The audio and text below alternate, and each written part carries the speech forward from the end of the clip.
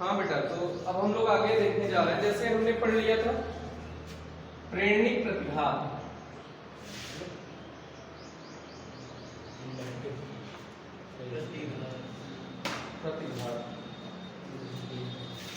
Inductive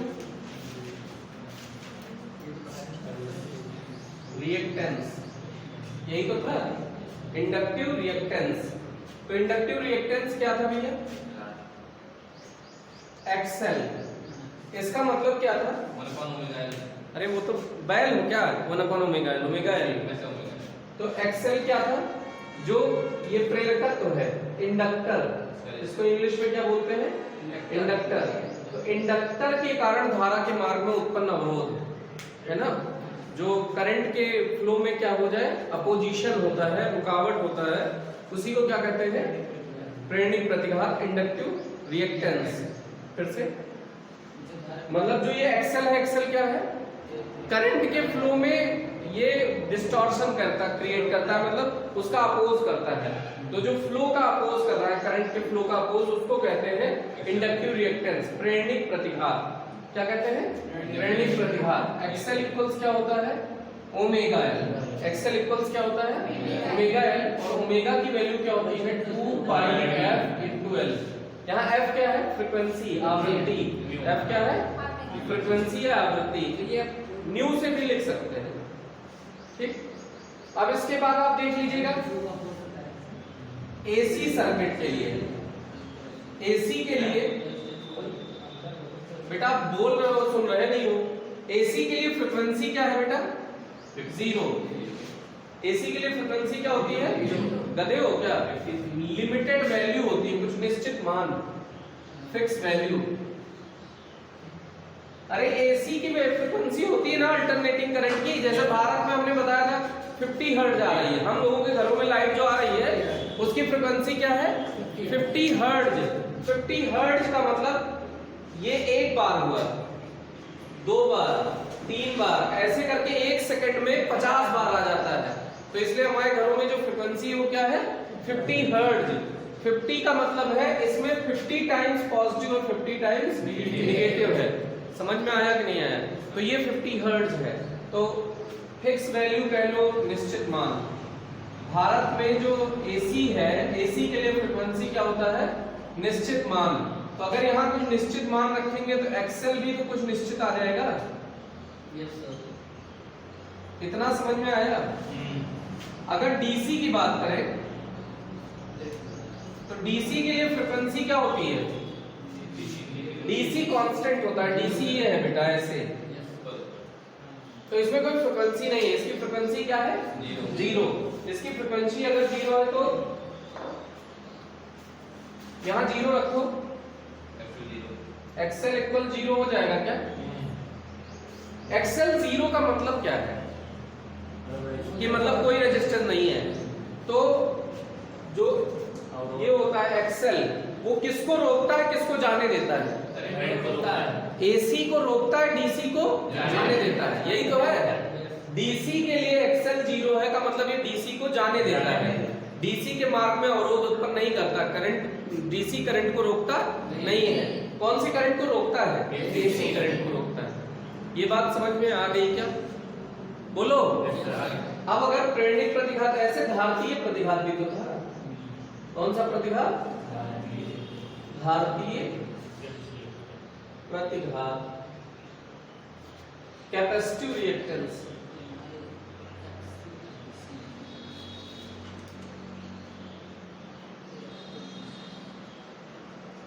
capacitive reactance, capacitive reactance को हम लोग एक्सी से रिप्रेजेंट करते हैं। किससे रिप्रेजेंट करते हैं? एक्सी से। एक्सी की वैल्यू क्या होती है? 1/ओमेगा सी। ओमेगा इक्वल्स क्या होता है? 2 पाई एफ। ओमेगा इक्वल्स क्या होता है? 2 पाई एफ, और सी तो है ही, ठीक। तो ये हो जाएगा। अब देखो, ये कुल मिला के इसका सर्किट अगर बनाना चाहे तो संधारित्र बना दीजिए, कैपेसिटर, और एसी सोर्स लगा दीजिए। तो संधारित्र के कारण धारा के मार्ग में उत्पन्न अवरोध को धारतीय प्रतिघात कहते हैं। क्या? संधारित्र के कारण धारिता के मार्ग में उत्पन्न अवरोध को धारतीय प्रतिघात कहते हैं। कैपेसिटर के कारण जो पोजीशन है करंट का उसको क्या कहते हैं? Capacitive reactance. Capacitive reactance. इतने में कोई दिक्कत नहीं है ना? अब इसको देखिए, अब फिर से वही एसी के लिए एफ क्या होगा? एसी के लिए एफ फ्रीक्वेंसी क्या होगी? निश्चित और एसी के लिए फ्रीक्वेंसी क्या होगी? निश्चित। तो एक्सी क्या हो जाएगा? 1 कुछ निश्चित तो है ही अस्सी, तो इसका मतलब ये अल्पमान हो जाएगा ना?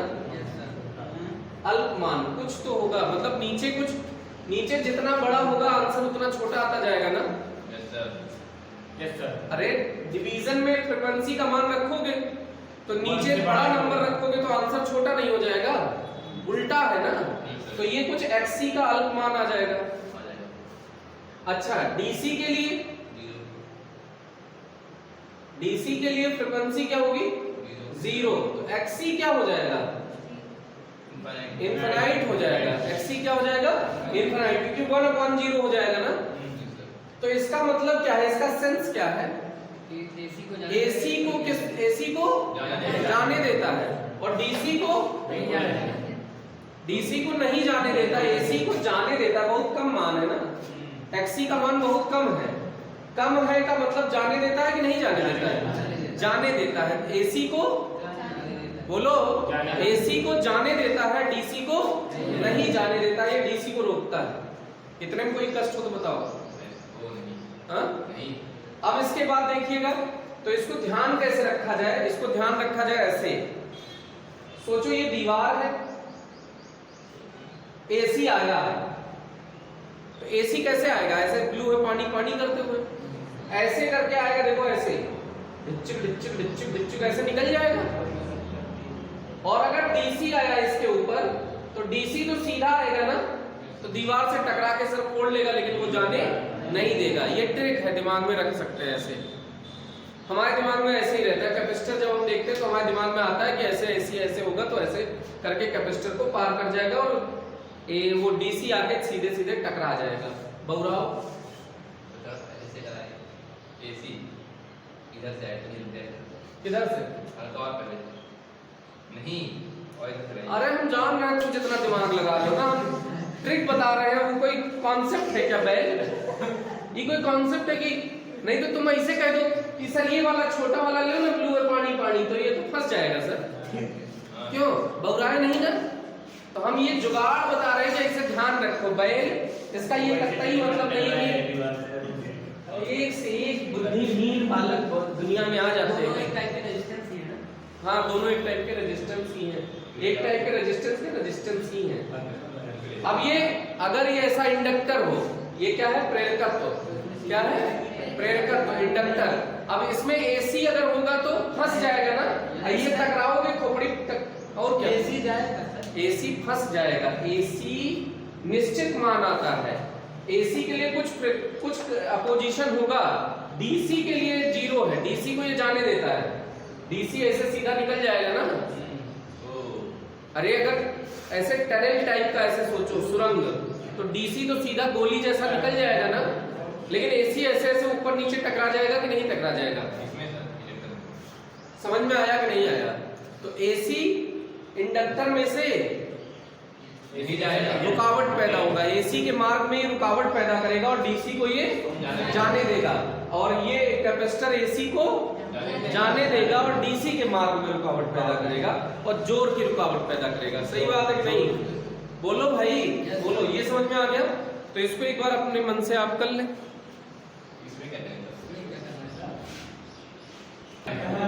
इधर देखिएगा, इधर 3-4 टर्म पढ़ने सुन लो। चालकत्व, अधिकल्पित प्रवेशिता या अनुक्रियता, दोनों का एक ही नाम है।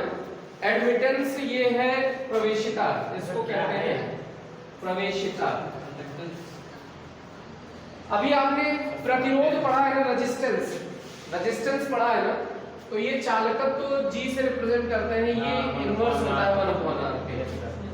जो कंडक्टेंस होता है वो रेजिस्टेंस का इनवर्स होता है, reciprocal of resistance is called conductance, चालकत्व। तो इसका प्रतिरोध का मात्रक क्या होता है? क्या हो जाएगा? महो। उल्टा ओम बना दीजिए, ओ एच एम स्पेलिंग होती है ना, तो एम एच ओ लिख दीजिए। क्या लिख दीजिए? M H O. ये हो गया महो। ये भी महो है, या इसका एक यूनिट और लिख सकते हैं ओम इनवर्स। ये इसका मात्रक हो गया किसका? चालकत्व को प्रदर्शित करते हैं जी से। अब ये प्रतिबाधा जो इंडक्टिव ससेप्टेंस या कैपेसिटेंस था, तो उसमें प्रतिबाधा आपने पढ़ा था। हिंदी में क्या पढ़ा था? प्रतिबाधा। तो प्रतिबाधा को किससे हम लोग प्रदर्शित किए थे? एक्सएल या एक्ससी से। वो सॉरी, प्रतिबाधा से नहीं, क्या कहते?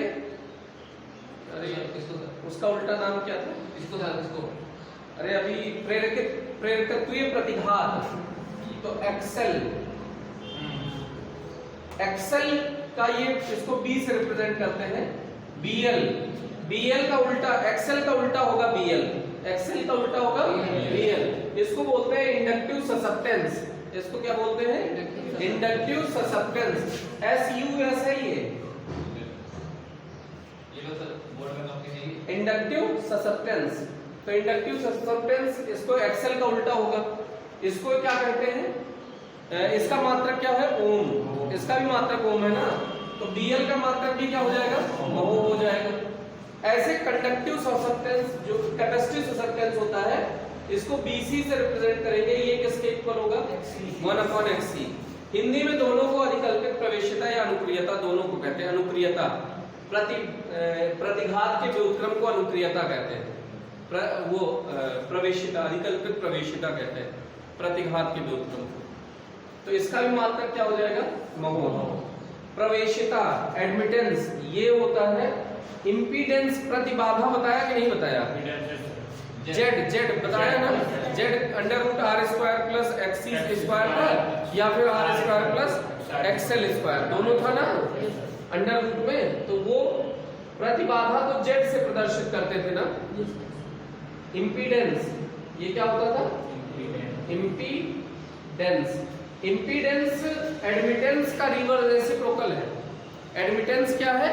इंपीडेंस का रेसिप्रोकल। इसको y से जनरली रिप्रेजेंट करते हैं। किससे रिप्रेजेंट करते हैं? y से।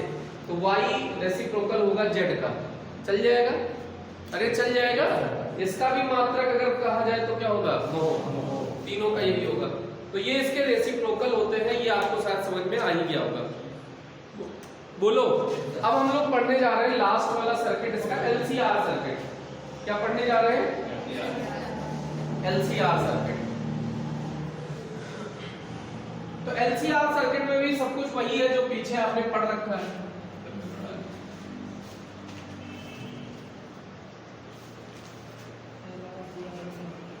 ये वाला चैप्टर आप खत्म कर देंगे क्या?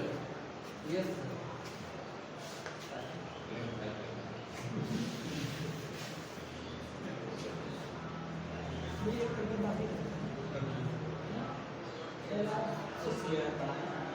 LRCR, LCR, वो LC एक और सोच रहे होगे, LC आगे पढ़ेंगे।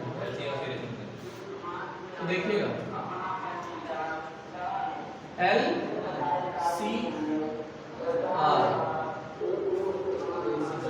इनपुट में क्या डाल दिया? AC। इसका equation V0 sin omega t। इसमें कोई शक? अच्छा, ये रेजिस्टेंस है, इसमें I0 इधर होगा, V0 भी इधर ही होगा। L ही तो लिखा है बेटा, ये है ना। तो देखो ये I और R एक ही डायरेक्शन में रहेगा रेजिस्टेंस में। इसमें C में क्या होगा? I0 अगर इधर मान लेते हैं तो V0C पीछे होगा ना, ऊपर होगा सर। ट्रिक याद कर लो, IPL 20 बार बताया है। इंडक्टर में पोटेंशियल लीड करता है, इंडक्टर में पोटेंशियल लीड करता है, तो इसका मतलब है कैपेसिटर में पोटेंशियल लैग करेगा। जब से बैठ लेंगे। अब ये इसमें I0 इधर ले लीजिए तो V0 L इधर होगा। तो इंडक्टर में देखो पोटेंशियल लीड कर रहा है ना 90 डिग्री। इंडक्टर के केस में पोटेंशियल लीड करेगा, लीड माने आगे रहेगा, तो इंडक्टर में पोटेंशियल लीड करेगा। IPL से आप याद रखिएगा। ठीक, आईपीएल आईपीएल जी सर।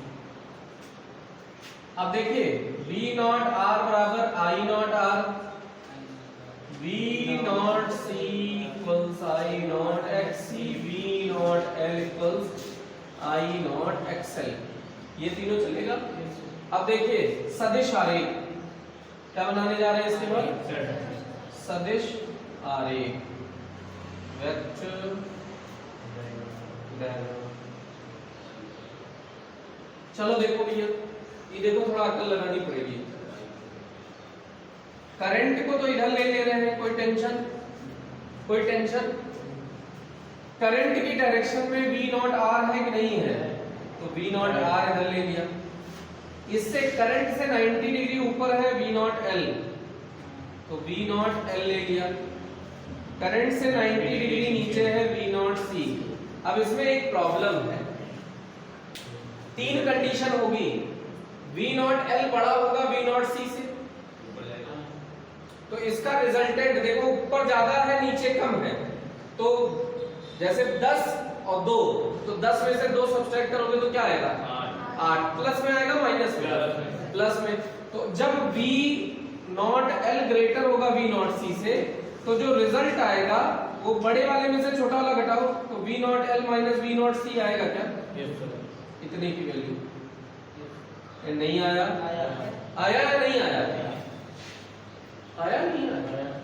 दूसरा केस ये भी तो हो सकता है इसमें कि V नॉट C बड़ा हो जाए V नॉट L से, तो अब ये -10 और +2 मान लो, -10 +2, और 2 4 लाख भी चल जाएगा बेटा ना। -10 +2 कितना आया रिजल्ट, -8, तो नीचे ही तो रहेगा -8, तो V नॉट C में से V नॉट L सब्ट्रैक्ट कर दीजिए, ये हो जाएगा बेटा। एक शर्त और भी हो सकती है, जब V not L V not C के इक्वल हो जाए तो ये सर्किट कैसा बिहेव करेगा, प्रतिरोध वाला सर्किट जैसा, क्योंकि ये दोनों एक दूसरे को कैंसिल कर देंगे और रेजिस्टिव सर्किट जैसा ये बिहेव करेगा। ये बात समझ में आई कि नहीं आई? तो अभी हम लोग केस फर्स्ट पढ़ने जा रहे हैं।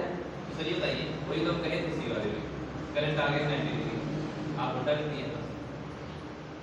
अरे ऊपर वाले में आप V नॉट पहले लिखेंगे, कभी क्या आएगा सब में I नॉट इधर ही है, देखिए पहले देखिए सर ना, देखिए आई नॉट ऊपर V नॉट को इधर कर दीजिए, ऐसे V नॉट। अरे तो वो तो कैसे भी कर सकते हैं, कुल मिला के आगे पीछे का टर्म पता होना चाहिए, कौन आगे होगा कौन पीछे होगा, ठीक है। तो इसके बाद देखिए इसको इरेज करें कितना, इसका अभी हमको जरूरत नहीं है, अभी हम लोग केस फर्स्ट वाला पोर्शन पढ़ रहे हैं, ये वाला, ठीक भाई। तो इधर देखो ये रिजल्टेंट आया ना परिणामी, अरे बोलो ये परिणामी आया, ये परिणामी आया, तो इनका परिणामी यहाँ कहीं आएगा क्या, समांतर चतुर्भुज का निर्माण किया और ये इसके परिणामी को प्रदर्शित करेगा, करेगा कि नहीं करेगा। V नॉट LCR यही तो होगा। ये कुछ एंगल हम मान लेते हैं कि फाई एंगल पर होगा, बोलो समझ में आया कि नहीं आया, ये सदिश आरेख समझ में आ गया कि नहीं आया, आ गया।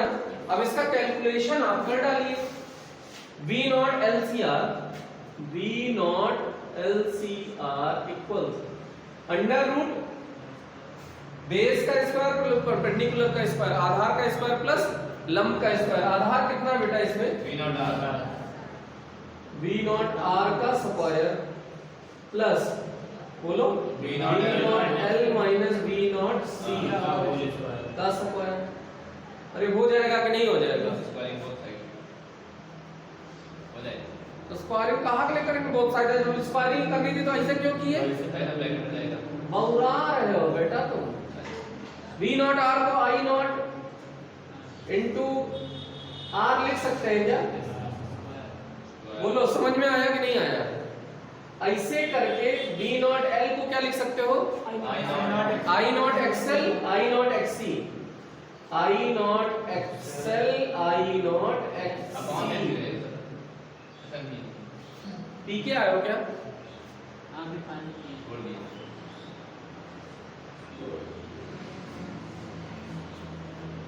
यहां से I नॉट कॉमन दिख रहा है क्या, आई नॉट कॉमन दिख रहा है, बैल बाहर आते समय खोपड़ी का बोझ लेके आएगा, वो अलग बात है। वही तो हम भी कर रहे हैं। अरे तो तुम ज्यादा बोल रहे हो, वही कहाँ बोल रहे हो, वही क्या लिख रहे हैं? कम बोल रहे हो। हमने कहा आई नॉट कॉमन होगा, कॉमन आई नॉट लियो कि आई नॉट स्क्वायर लियो, बैल आई नॉट लियो कॉमन बैल। लेकिन जब वो बाहर आएगा तो स्क्वायर लेके आया है, जो उसका बोझ होगा वो भी तो लेके आएगा। पता नहीं कौन सा मैथ पढ़ते हैं, पता नहीं कौन पढ़ाता है, बाकी किसके पैर पढ़ाते हैं, सबके सर पढ़ाते। आई नॉट यहाँ से कॉमन होके बाहर आ जाएगा क्या, तो यहाँ आई नॉट लिख दिया जाए क्या, R square plus XL minus XC का होल स्क्वायर। इसमें कोनो टेंशन हो तो बोलो, ये कह रहे हैं स्क्वायर लगेगा।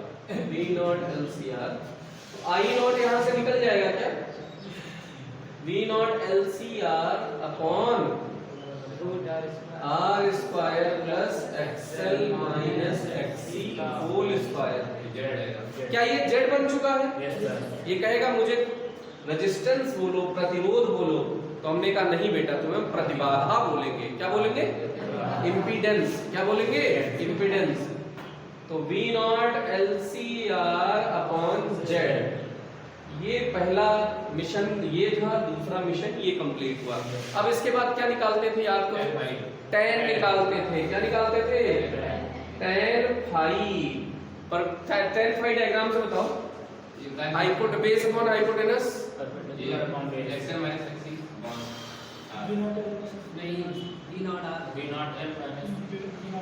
B naught L minus B naught C लंब बटे आधार। आधार कितना है? B naught R. तो वही नहीं आ जाएगा करते। अरे तो जो डायग्राम में वहां से निकालेंगे कि जो मन में आएगा वो लिख देंगे। अब वी नॉट एल की जगह I naught XL minus I naught XC, तो आई नॉट कॉमन हो गया, ब्रैकेट में बचा XL minus XC. I naught शहीद हो गया। आई इक्वल्स क्या हो जाएगा? tan inverse XL minus XC upon R. ये हो गया फाई। अब क्या इसके बाद बनाना होता था? केस में वो डायग्राम फेजर नहीं बनाना होता, अब कुछ नहीं बताता। प्रतिबाधा आरेख बनाना होता था, इम्पीडेंस डायग्राम। बस वही तो देंगे तो हम ये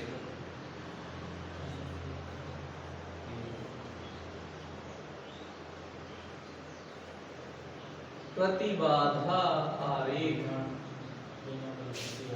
प्रतिबाधा आरेख कैसे बनेगा बोलो? इसमें बड़ा सिंपल है, आई नॉट की डायरेक्शन में आर दिखा दो और इधर एक्ससी दिखा दो, इधर एक्सएल दिखा दो, यहाँ दिखा दो एक्ससी एक्सएल माइनस एक्ससी। क्या दिखा दो? XL minus XC. ये इसका रिजल्टेंट हो जाएगा, ये जेड हो जाएगा, under root R square plus XL minus XC का होल स्क्वायर। ये फाई एंगल होगा। अब क्या लिखते थे बेटा, याद करो? नहीं, रिजल्टेंट वेव का इक्वेशन, रिजल्टेंट वेव का रिजल्टेंट का इक्वेशन लिखते थे कि नहीं लिखते थे? तो वोल्टेज है, रिजल्टेंट वोल्टेज का इक्वेशन बोलो। V नॉट साइन परिणामी साइन का की वोल्टता तथा धारा, voltage and current of resultant wave. तो रिजल्टेंट वेव यही तो है। इसका वोल्टेज को अगर हम V equals V naught sine omega t लिख रहे हैं, प्लस y, तो I equals I naught sine phi पीछे है कि आगे है? पीछे आगे है, लैग कर रहा है ना। वोल्टेज यहाँ है, करंट उसके नीचे है, तो वोल्टेज से करंट लैग कर रहा है। Sine omega t minus phi. अब इसका अगर ग्राफ दिखाया जाए तो ये वोल्टेज का हो गया, माइनस फाई है तो नीचे से कि ऊपर से? चल जाएगा। ये हो गया। इसके बाद क्या बनाते थे? फेजर बनाते थे। इसके बाद क्या बनाते थे? फेजर देखिएगा, थोड़ा सा अकल लगाना है इसमें।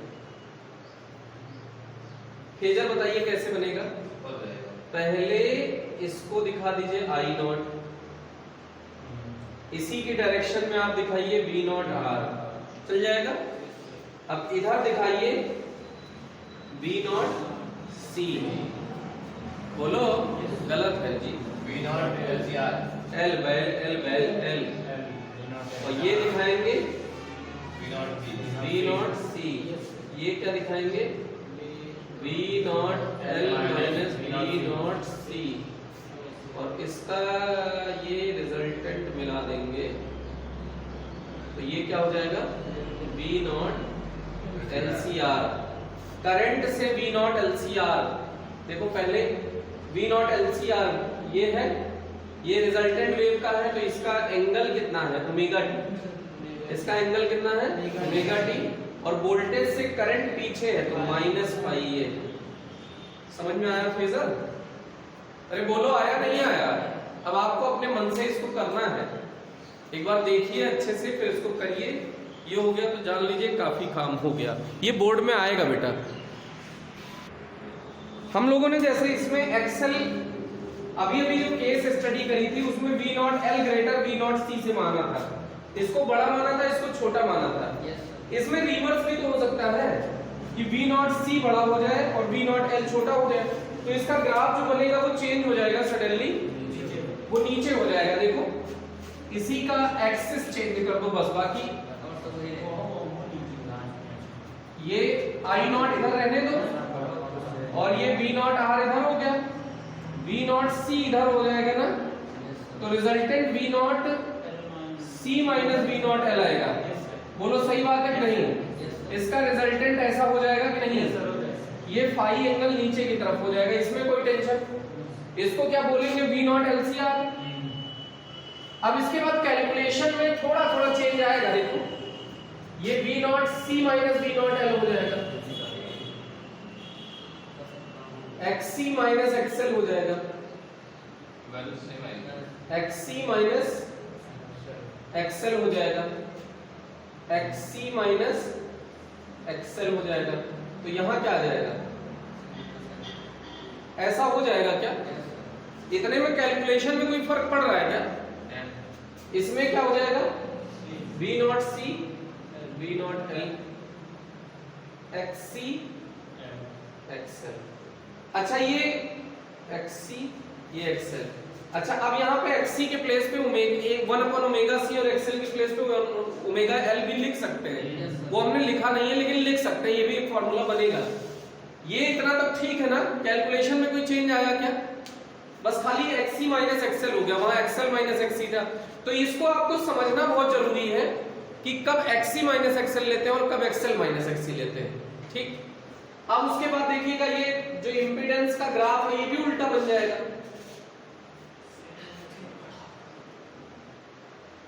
आई नॉट इधर है, इधर वी नॉट आर है, और इधर तुमने माना है एक्सी को बड़ा और एक्सएल को छोटा, तो ये रिजल्ट आ जाएगा एक्सी माइनस एक्सएल। इसका ये रिजल्टेंट आ जाएगा फाई एंगल नीचे, जेड हो जाएगा क्या ये under root R square plus XC minus XL का, यही तो हो जाएगा।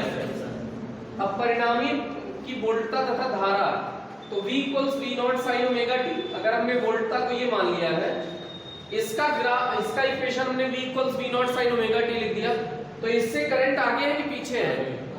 बोलो आगे, प्लस फाई हो जाएगा कि नहीं? बोलो भाई हो जाएगा। अब इसके बाद देखिए फेजर में भी चेंज आएगा। इतना समझ में आया कि नहीं आया? पहले इसका ग्राफ भी बता देते हैं ना। इसका ग्राफ कैसा बनेगा देखो,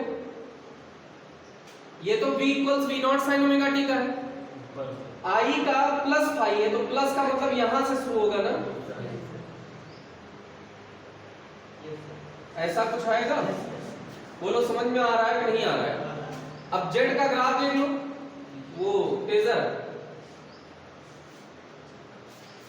अब ये अपन ऐसे लिख सकते हैं आई नॉट और ये वी नॉट आर, इतने में कोई टेंशन।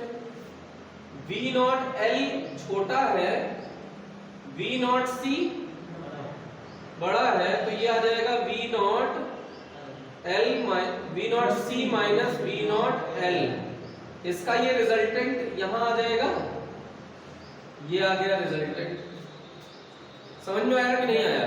तो इसको बोल सकते हैं V naught L C R, बोल सकते हैं V naught L C R. V naught का है एंगल ओमेगा टी, रिजल्टेंट का एंगल एक्सिस से कितना है ओमेगा टी, और फिर करंट इससे फाई आगे है, तो यहां पे फाई आगे चले जाएंगे। समझ में आया कि नहीं आया? बोलो भाई।